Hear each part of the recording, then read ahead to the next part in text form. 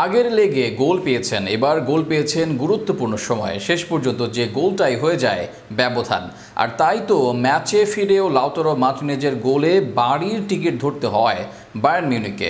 আর গোল করে দলকে চ্যাম্পিয়ন্স লিগের সেমিতে নিয়ে গেলেন এই তারকা। সব মিলিয়ে লাউতারোর পারফরমেন্স ও ফর্ম নিয়ে বিস্তারিত থাকছে প্রতিবেদনে। সান সিরোতে 1 গোলের লিড নিয়েই মাঠে নামে ইন্টার মিলান। ঘরের মাঠ হলেও যে প্রতিপক্ষ ছেড়ে দিবে না অনুমেয়ই ছিল, কেননা জার্মান ক্লাব বায়ার্ন মিউনিখ এই আসরে ছড়ি ঘোরানোর মতো ক্লাব। সেখানে শুরুর ধাক্কা দিয়েছিল ক্লাবটি, 1 গোল শোধ করে ম্যাচে ফিরে এসেছিল।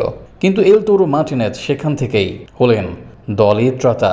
2 দলের সমতা বেশিক্ষণ রাখেননি, গোল করে দলের লিড এনে দেন। আর সেই লিডেই শেষ পর্যন্ত জয়ের মুখ দেখে ইন্টার মিলান।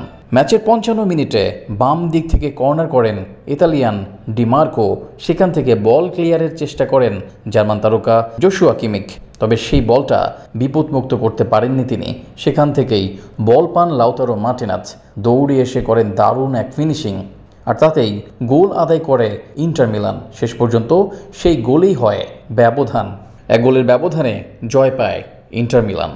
এর আগের লেগেও ব্যবধানকারী গোল করেন লাউতারো। 2 দলের লড়াইয়ে ব্যবধান যখন 1-1, তখনই আলিয়ান্স অ্যারেনায় ম্যানুয়েল নয়রের বিপক্ষে স্কোরশিটের নাম তোলেন লাউতারো। এবার আরও একবার বায়ার্নের বিপক্ষে গোল করলেন তিনি। সর্বশেষ 5 ম্যাচে 4 গোল লাউতারোর।